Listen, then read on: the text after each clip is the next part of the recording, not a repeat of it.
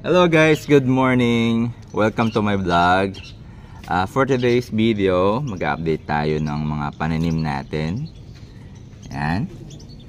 So, nag-camping kami dito sa bahay. So, yun sila. Yan. So, hello mami. Hello. Good morning. Good morning. So, ang gagawin natin ngayon, magmimitas tayo ng mga pananim natin, yung talong. Yan. Tapos, may papakita ko sa inyo yung garden, mini garden na ginawa natin dito. At, yung mga improvement na ginawa namin. Usually, mga tanim. And, yung bayabas, no? Itatanim na namin ngayon. So, barang ano na rin to. In the future, makikita niya to yung video na to na sila nagtanim. Diba? Hi ka naman, Nalab. Hi. So, bagong gising. So, dyan kami lahat natulog. Ang lamig. Grabe, ang lamig. So, at mag-harvest tayo for today ng mga pananim natin. Yung mga kamatis, yung talong, yung sile, magluluto tayo mamaya. At makikita nyo yun guys. Doon kami natulog lahat, nag-camping kami. So sobrang lamig ng ngayon, panahon ngayon, in-enjoy na namin, At mamaya mga around 9 to or 10 magta-turnover tayo ng bahay.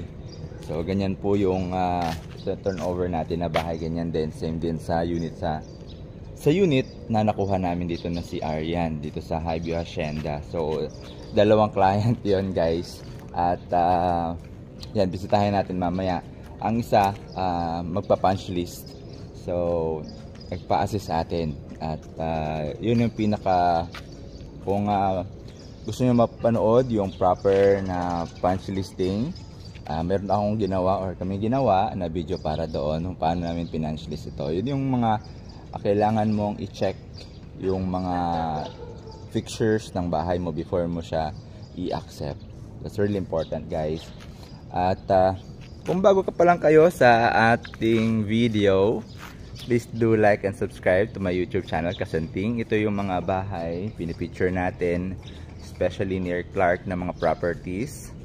Alright, so click nyo na yan. At tawagin natin sa mga makakatulong natin dito sa pag-harvest ay si Ate Georgia. Come here, Ate Georgia. Now introduce yourself. Hi, I'm Natalie Georgia Piotot. Alright. So saan yung mo? Mag-harvest ka ulit ng talong. Yun, kunin mo yung basket. Unahin na natin to. Ang haba na niya guys, And also guys, shoutout na rin sa mga client natin kumuha dito sa Highview Hacienda. Check na natin yung mga unit, update na rin ito guys. Ito maganda to. I-clip mo siya dito. I-cut mo siya dito sa para mayroong hawakan pa. Tapos pakita mo sa kanila yung harvest mo. Ayan guys, you know how much is this? Siguro ang kilo nito guys, mga nasa na 80, minsan 150, diba? Hindi mo alam Pero mahal na ngayon to. Oh yes, kunin mo siya. Ito.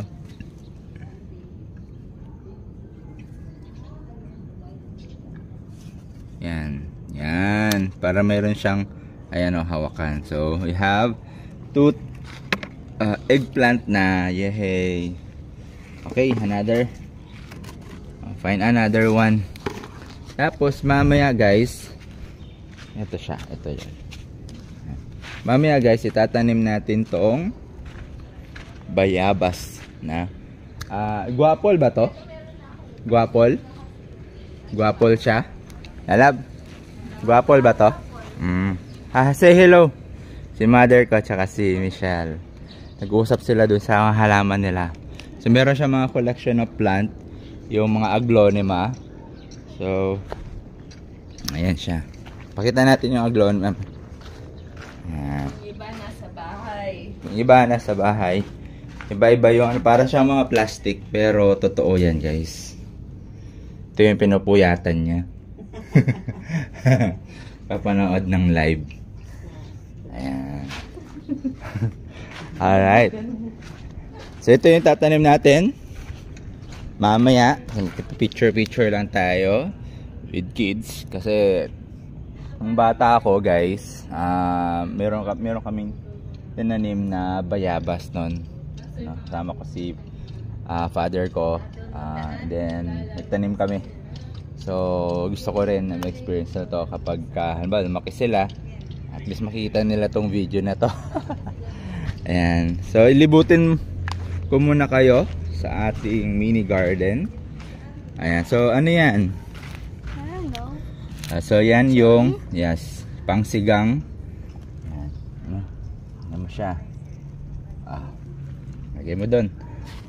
Then ito naman bagong tanim na kangkong. So pag meron kaming nabibili sa tindahan or sa telipapa na gulay, tinatanim namin, guys, ito. Yan. Tapos meron pa dito, guys, oh. Yung ano. Ito yung mga ayan, oh. Talbos ng kamote.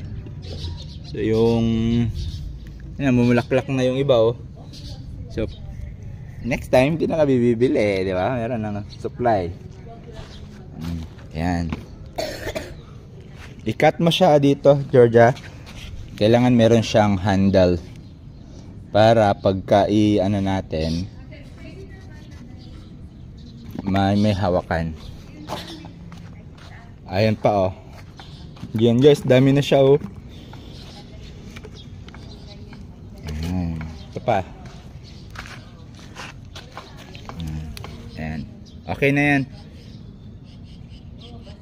Ayan. Okay na yan, Georgia. Not too much. Not too much sa sili kasi hindi naman natin ano. Ayan.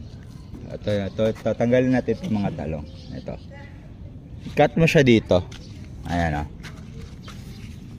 Oops. Okay. Lagay mo dun. Ayan pa. Then ito pa. Ito siya. And that's it. Punta tayo sa kamatis natin. Mga sili, guys, oh. Ang ganda tignan. So careful. Ito yung kamatis. Guys, kamatis natin, oh. Ang dami, oh. Oh. Ito, kunin mo na to siya. Cut You it. sure it's not ripe yet? Ripe na yun. Pwede na siya. Orange na yung kulay. Okay, pakita natin sa kanila. But by the way, Dad, Free kamatis. Meron pa doon. should I get 3? Ayan. Yeah, got it. 2 kamatis. What about this? Yes. Please. Ayan. We can make ketchup. Okay, this one. Not me. Okay, that's it. No. Kailangan kunin mo lang natin yung mga kailangan lang natin para meron pa tayo next time. Right? Left. Hi guys, hindi ko pa pala napakita sa inyo itong ginawa ni Father. Ayan, oh. Ginawa niya ng bahay yung ating upo. Yan guys, upo. Ito. Yan. Tapos sa baba, ito naman yung gumagapang, yung kalabasa. Hanggang dun.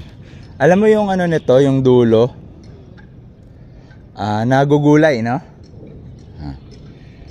Yung dulo ng kalabasa, talbos, yun. Yan, may papaya ng namin. Yun pa rin. At ito siya guys, oh. Yan. Oh, ito yung mga upo. Natin, check natin yung mga nagbulaklak na siya. Magapang siya guys.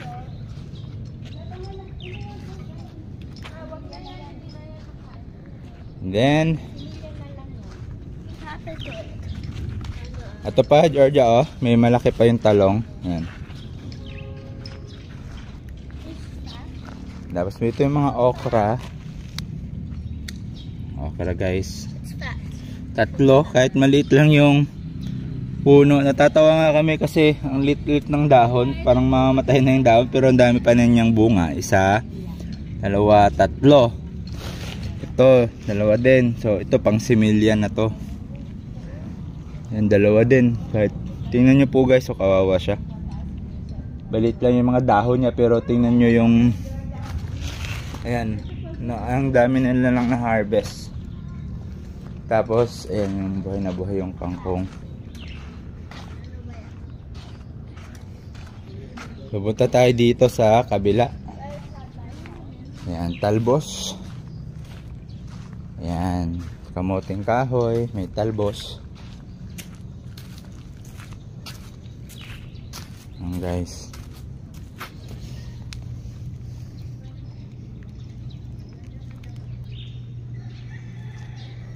Alright, so akala ko mamatay itong ano natin, no? Parang ornamental plant. Parang saging-saging.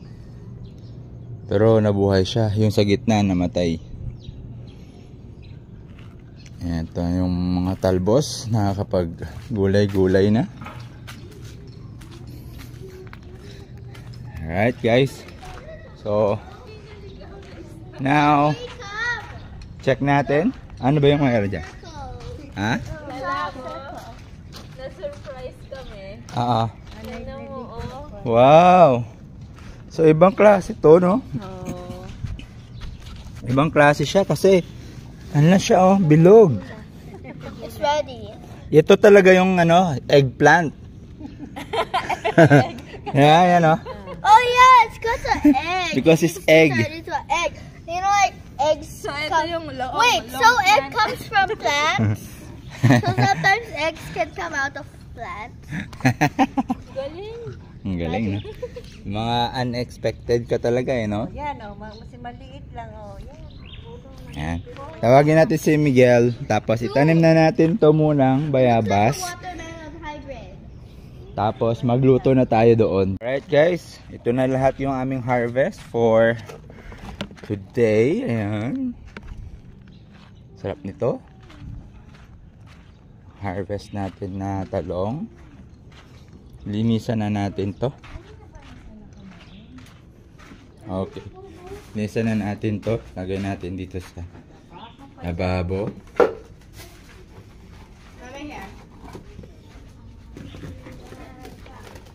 Guys, 1, 2, 3, 4, 5, 6, 7, 8, 9, 10, 11, 12, 13, and the sili.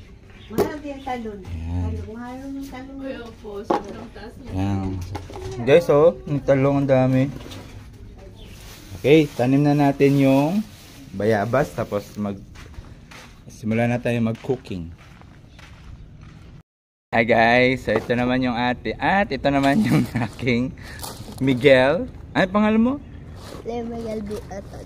Yan, si Cleo Miguel. Magtatanim kami ngayon. Kanina si ate nag-harvest na ng talong. Ngayon naman magtatanim kami ni Miguel. Okay Migs, where's your tools? Nakaano pa yan eh. Naka-boots pa yan, no? Oh. Sige, tara, magtanim tayo. Yan. Alright, let's go. Oh, yeah. Oops. First, remove muna natin yung plastic. Let's remove the plastic first. Remove. Yan. So. Use your, ano, ito. Tools.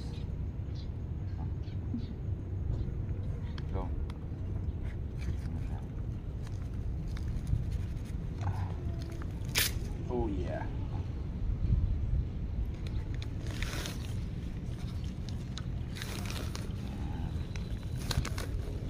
Okay. Bigfoot is ready. Okay, picture. Yeah, yeah. Then, here. Natin.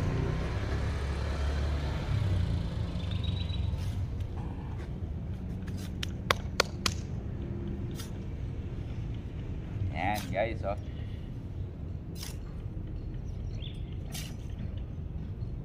Yeah.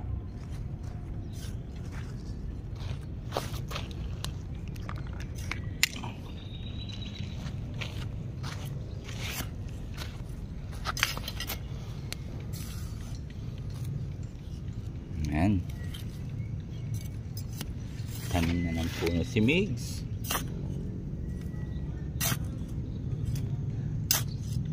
Alright. Oops.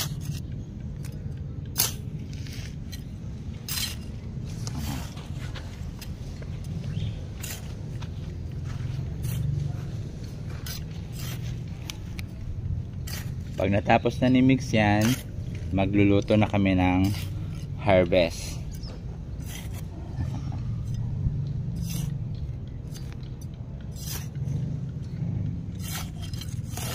Okay, ganyan mo, Meg. Ganyan, Meg.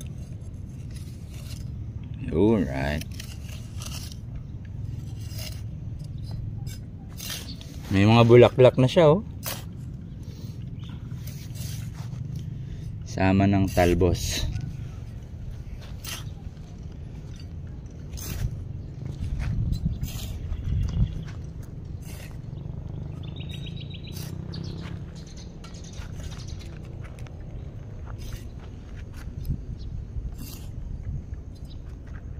Oops, yung kalamansi natin. May bunga ba? Oh yeah, may bunga. Okay, thank you. Yan. Good job. Magluto na tayo niyan. Right guys, so now guys, may it's 9 o'clock na. So yung meet up ng client namin. It's about time na. So 9 o'clock yung meet up ng client. So abangan ko lang sila sa gate. Then check na natin, i-punch list na natin yung unit nila. So samahan nyo po ako guys ha. Ito na sila sa gate. Puntahan ko na yung client natin na mag-punch list ng unit. So, let's go!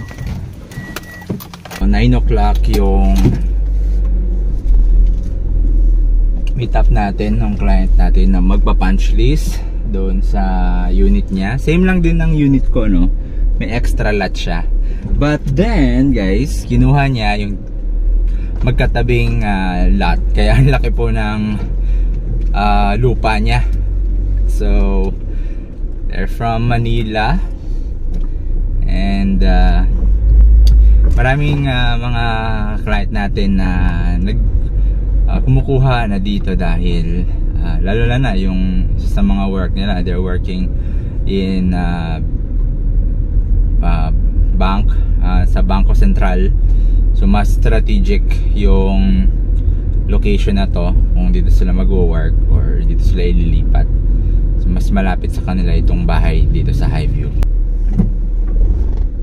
So dito yung client natin na magpa-punch list.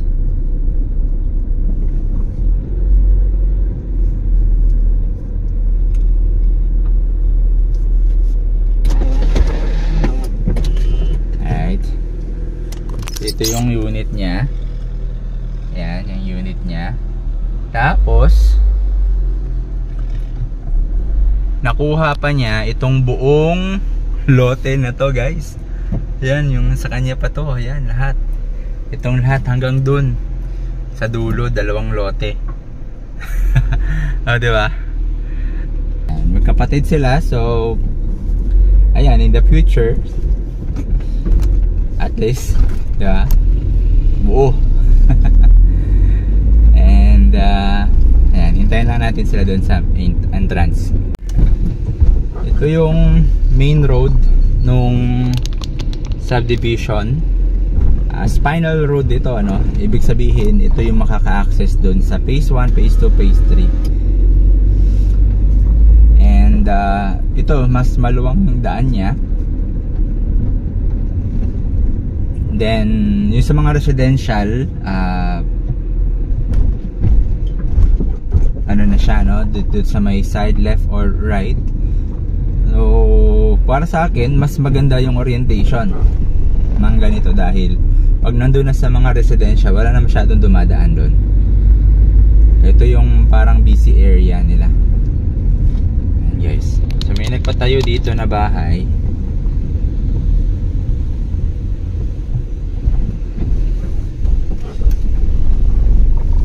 And ano po siya, no? Lot only yung kinuha.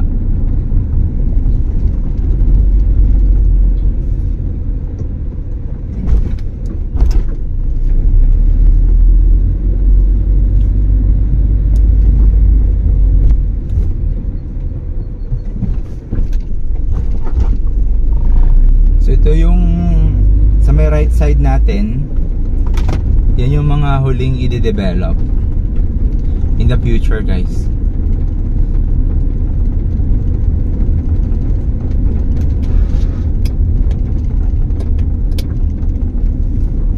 Right, so dito tayo sa gate. Dito tayo sa gate, then hintayin natin sila dito, mag U-turn lang tayo. Hintayin lang natin sila dito. Ang going na sila, pa-exit na sila ng NLEX.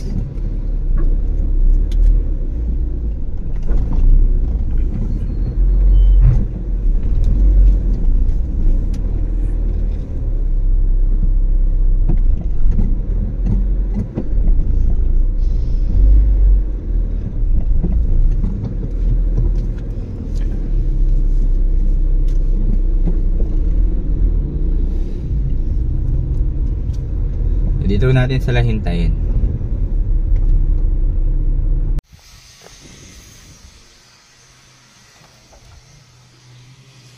So, lilinisan to. Yan, lilinisan to. Tapos, i-repaint. Yan. Tapos, yan, lilinisan yung mga aratilis kasi to eh. Kasi may puno ng aratilis sa harap ng bahay. I-change natin yung pinto. Tapos papalakihan yung dito.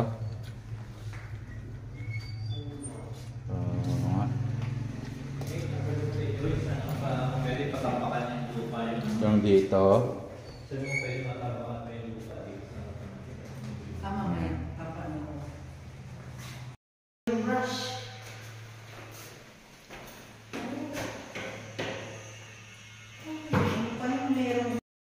Pagkatapos ng punch listing namin ay in-invite ko sila tignan yung aming mini garden at binigay natin sa kanila yung harvest. Binigyan natin sila ng yung ating vegetable, talong.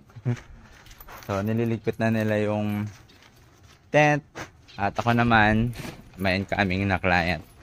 So how is it girls? I'm going na kasi yung client nandun na sa NLEX. So gusto makita po yung property. So sa new client from actually nasa US yung bibili eh. So ngayon yung girlfriend niya, yun yung mamimit natin. Ngayon lang natin dito sa gate yung client natin. At from here pupunta tayo doon sa interested sila na kunin na property. So ayan guys. Pag personal PM na lang po kayo if ever gusto niyo makita yon kasi hindi siya pwedeng i-public eh. So dito lang siya sa Highview Hacienda. So mag-comment lang kayo or mag-direct message lang po kayo sa baba. Yung messenger ko nasa baba nitong video na to.